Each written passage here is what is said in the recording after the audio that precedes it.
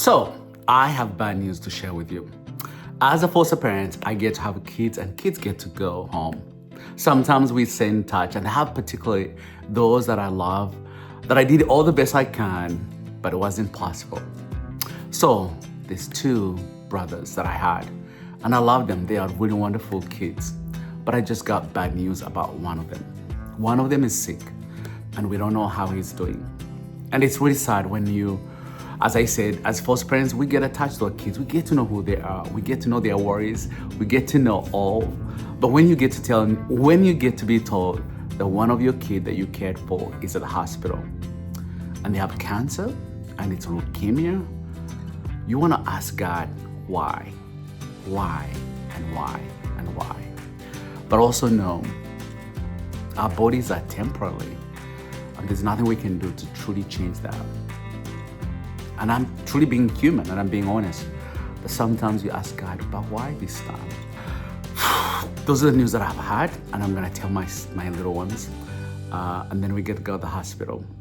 We're gonna do whatever we can to be there for him. So that is my journey as a foster dad, and sometimes the stories that we never get to share so much, but also the untold journey of not only are you neglected, feeling unwanted, feeling unloved, and in the midst of that you have to deal at 11 years old with the worst disease you could think of.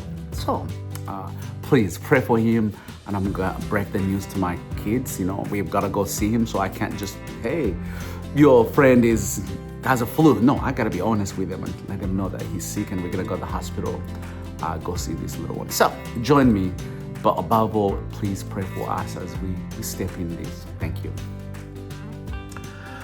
So, guys, so I want to share with you something that is not good, something that happens to us. Everyone gets sick, but sometimes it happens to people that we love the most. So we have a friend or someone that lived with us for a long time. One of them is not feeling well. One of them has cancer. How? Yeah, cancer is a disease that gets to you, that gets to your bones or gets to your, We had a lot of kids coming, so I don't know who it could be. Well, this one, yeah. So the reason why we don't want to say their name is we have to protect their privacy. But also, we are going to go to the hospital and get to see him. Okay. Would you like to go see him? Yeah. Yeah, he's someone you know and you love very much, and I know you're gonna uplift him, okay? Also, he asked for something special.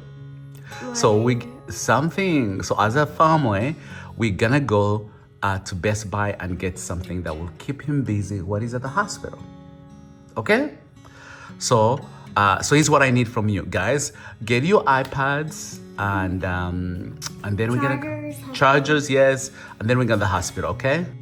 I don't think they grasp I don't think they grasp, yes, I said he's sick, but I don't think they really understand until we get to the hospital that they're gonna see. I mean, they're little, I can only do as much, So pray for them as we go, You might ask, why take the little ones? Well, it's what will lift him up. It's what he's missing. And it's what he's asking for, his friends, and that's my kids. So for me to go by myself and not take them, it's kind of like, okay, where are the people that I think would have encouraged me? So that's why I'm gonna take them.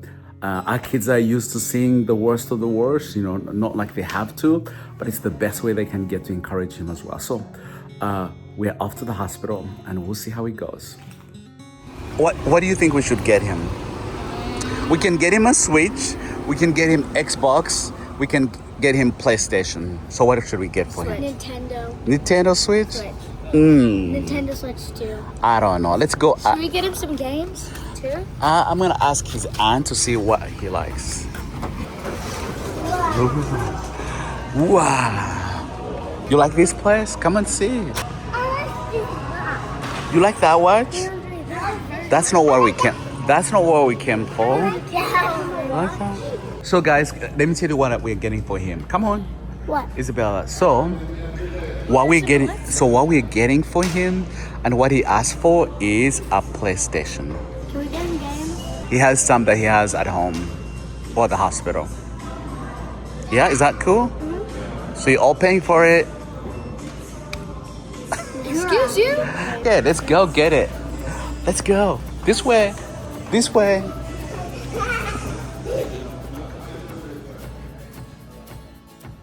I know he has needs. I know for the next, I don't know, 6 months to who knows how many years, I know he's gonna need a lot of things.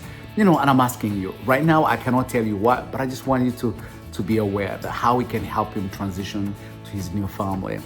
We know that the chemo is gonna be difficult for him, but we know he will thrive. So we're asking you to remember us as we pray for him. But also too, my kids love him and they know them really so well. And sometimes they don't know how to express what they are feeling. But today, I think they're hopeful. So we're gonna keep that communication, that FaceTime with them, and we think that's gonna help them and help my kids to have joy and hope that their friend is gonna be okay. So it's a tough season, but we know we can go through this. We know we can stop. I got a dinosaur. You are funny. Still funny. Yes. Oh, that's so awesome. That's so cool. Like you got unhooked from Paul the IV pole. And Yes, you got look, PlayStation, I'm telling I got a you. whole. Oh, for a second I thought that was Zelda. Oh, I have Zelda. See the string? I hate it. What is Yeah, it? Do you have a lot of we're it? gonna redo, like, we're What? gonna redo the Do you plan. have to drink it? I'm gonna take the bunk I beds don't out of it. have I'm gonna try but to simplify they it as want much as Do you need some possible. help? I'm not drinking that.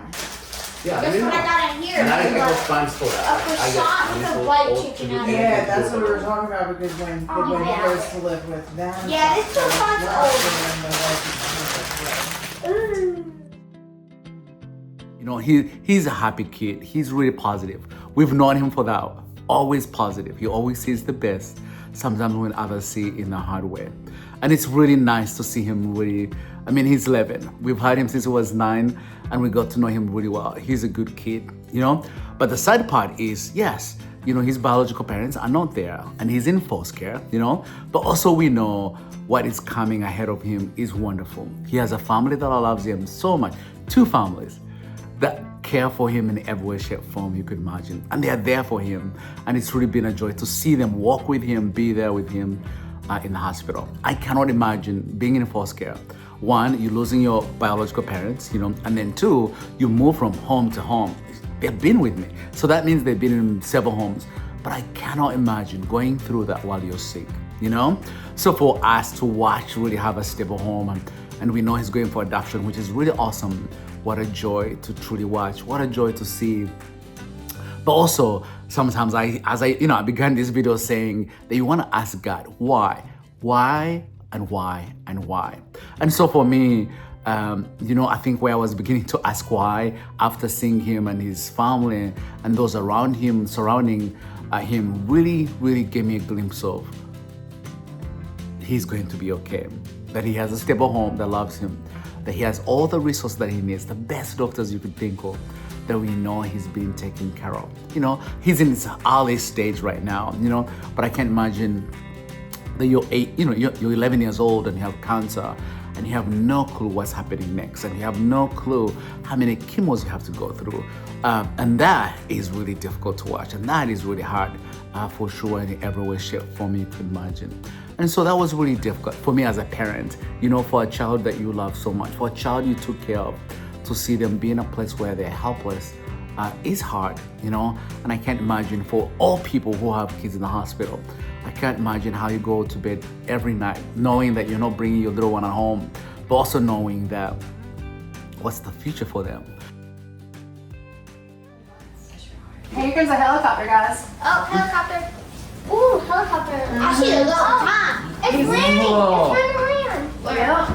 Where is it? All the time. Look. Yeah, they come off this. There's a helicopter. Is it going there? Yep. Over there. It'll land right there where It's going where the plus sign is? Alive? Yeah. I was like, maybe when Matt gets back, we can shave his off. Oh, yeah. All Because right. listen, if you go fast, it's just gonna pull your hair. You gotta go slow. All right. So slow. Oh, that's why it takes so long. All Hey, right. you ready? Ready? Here it is. Whoa. Wow. The one thing we observed while we were there, he told us that he was losing hair. He was losing his hair, and he wanted to buzz off his head because it was just falling everywhere. But to really actually see it, like literally, I gave him a hug, and when I touched his hair, his hair was everywhere, and that just, it made the reality sink in some way, like, wow, due to the chemicals in your body, the one thing you get to lose first is your hair.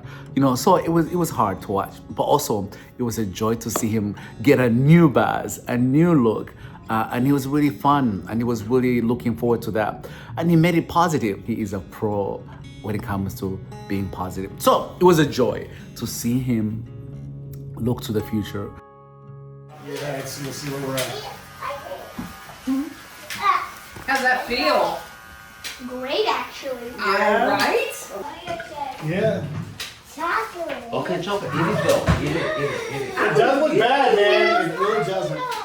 Matt's fire crew, Yeah. they're all shaving their heads for you too. They are? They are. Every one of them is shaving their See, heads. I was going to, but with, Peter already did it. He did it I already ahead of did time. he understood the He assignment. knew. I understood the assignment. And then, of course, Isaac's going to shave his head for you. See my hair? I understood the assignment, This is 2 months of See? Oh, wow. Yeah. after the. I look great. You look great. Yeah. I can't stop smiling. Can I move? Yeah. What? If you don't stop doing it, stop at me. We absolutely need encouragement, for us, as I told you. As a foster parent, I get to stay in touch with my children. Yes, he's not with us, but that really touches me as much as he was here as well, to know that I wish I could be there and help him. But also worry, is he gonna be okay? So as foster parents, yes, we get to let it go. But sometimes when we find out the results on the other end are hard to bear, difficult to deal with. So, just remember him. He has an awesome family, a foster family that cares for him, that fights for him, that stands for him. Pray that he gets all that love he needs, but also the strength to truly help this 11-year-old, be okay. So we're gonna journey with you and let you know how he progresses and how things go. So we're really excited to see that he's at the right hospital, he's the right family, the right doctors, and they're doing everything they can to truly give him a glimpse of hope. So what an awesome time. He's with his sister, which is cool, and extended families as well, which is really nice. So it was a joy, but I would say difficult, really difficult to be honest, but also hopeful for sure. Thank you for watching. We appreciate you, our village. When I was a kid, I didn't have a place to call home, and so that's what we're trying to do here, is promote those room makeovers and such to help kids find a forever home. Absolutely. We want to do room makeovers for mostly teens and foster parents. And here's how you can help you. You can donate by clicking the link in the bio, so we can do more room makeovers for teens so they feel they are heard, seen, and known. We cannot do it alone. With your help, we will truly help as many teens as we can. Yep.